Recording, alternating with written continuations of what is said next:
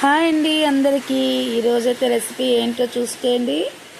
ఏంటో కాదండి, పిల్లలు కానీ వేగం ఏదైనా కావాలని అడిగారు అనుకోండి, తొందరగా అయిపోయే రెసిపీ ఇదేనండి.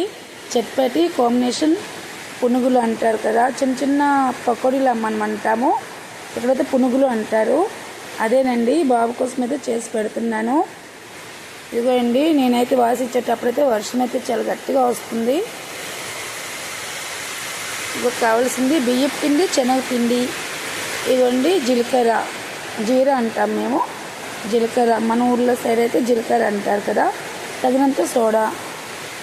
దీంట్లో వాము కూడా వేసుకోవచ్చు, మంచిదని.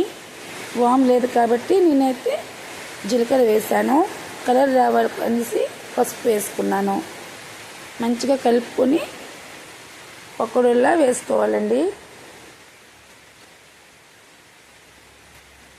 మనం పసుపు కొంచెం యాడ్ చేసామనుకో మంచి కలర్ వస్తుంది, అందుకోసమే పసుపు యాడ్ చేశాను. ఇగో ఈ మాదిరిగా కలుపుకోవాలి. మనము కలుపుకొని ఆయిల్ పెట్టుకొని మనము పకోడీలో వేసుకోవాలి. విజిల్స్ 3 విజిల్స్ రావాలండి. కొన్ని శనగలు అయితే ఉడకవు కాబట్టి 4-5 విజిల్స్ రావాలి. ఇవన్నీ ఇప్పుడైతే తగినంత ఆయిల్ వేసుకుంటున్నాము. చిన్న పకోడీలా వేసుకుంటున్నాము. ఎందుకంటే చట్పటితో తింటాం కాబట్టి చిన్నగా వేసుకుంటే బాగుంటుంది.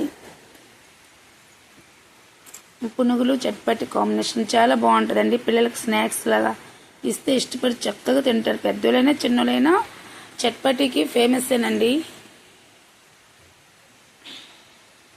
చూసారా మంచి కలర్ వచ్చింది కదా, చెప్పాను కదా పసుపు వేసుకుంటే మంచి కలర్స్ వస్తుంది అనేసి.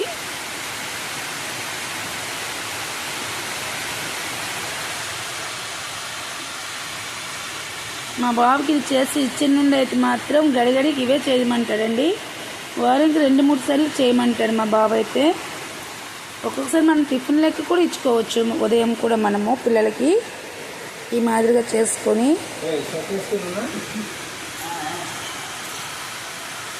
చూసారా ఎంత వేగం అయిపోతుంది, 10 నిమిషాల్లో అయిపోతుంది మనకి రెసిపీ. తక్కువ పిండితో ఎక్కువ బజ్జీలు, అదే అండి పకోడీ పునుగులు అంటాము. ఒక్కొక్కరు ఒక్కొక్కలా పిలుచుకుంటారు కదా. ఇవన్నీ మనము కట్ చేసుకోవాలి. ఆనియన్స్, మిర్చి 2 కట్ చేసుకుని మనం చట్పటి ఇవి సర్వ్ చేసేటప్పుడు మీద వేసుకుంటే చాలా నైస్గా కనిపిస్తుంది, బాగుంటుంది. వర్షం అనేది చాలా గట్టిగా వస్తుందండి, చాలా డిస్టర్బ్ అవుతుంటుంది. ఇదిగోండి మనకి ఇప్పుడు తాలింపుకి వేసుకుంటున్నాము, చట్పటికి తాలింపుకి.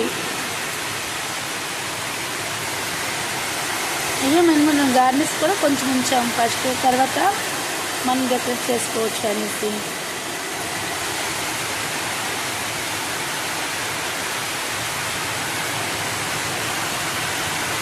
కొంచెం మిర్చి వేస్తాం కానీ కొంచెం కలర్ కోసము పసుపు కారం వేసుకుంటున్నాము.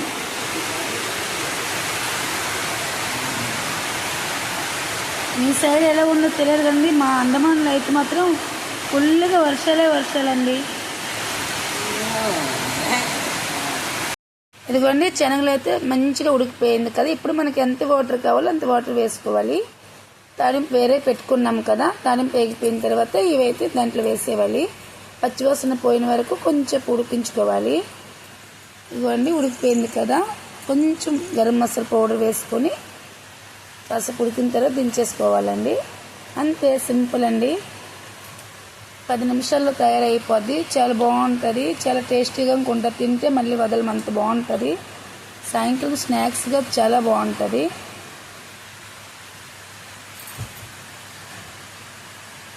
చూసారండి, కలుపుతూనే ఉండాలి మధ్యలో. ఉడికిపోయిందని బంద్ చేసేయాలి స్టవ్. ఇప్పుడైతే సర్వ్ చేసుకుంటాం. చూసారు ఒక ప్లేట్లో అదండి పకోడీ, నెక్స్ట్ చట్పటి వేసుకొని ఆనియన్స్, నెక్స్ట్ మిర్చి ఇవన్నీ వేసుకొని కలర్ఫుల్గా సర్వ్ చేసుకోవాలి. ఇదిగో అయిపోయింది, తయారైపోయింది, రెడీ అయిపోయిందండి. సూపర్ డూపర్ అండి. పిల్లలు పెడితే మళ్ళీ అడుగుతారంటే అంత బాగుంటుంది. చాట్ మసాలా పౌడర్ కూడా కొంచెం వేస్తే బాగుంటుందని మా బాబు అన్నాడు, అందుకే వేసుకుంటున్నాను. ఇదిగోండి కొంచెం సాస్ కూడా వేసుకోవాలి. మంచిగా మిక్స్ చేసుకుని తింటే మళ్ళీ తింటే వదలదు, అంత బాగుంటుందండి. ఇంతేనండి, ఇంకేం లేదు. పిల్లలకి ఎవరైనా చేసి పెట్టాలంటే ఈ విధంగా పెట్టండి, మళ్ళీ మళ్ళీ అడిగి తింటారండి. ఇంతేనండి, ఇంకేం లేదు. Bye bye, see you, Tata.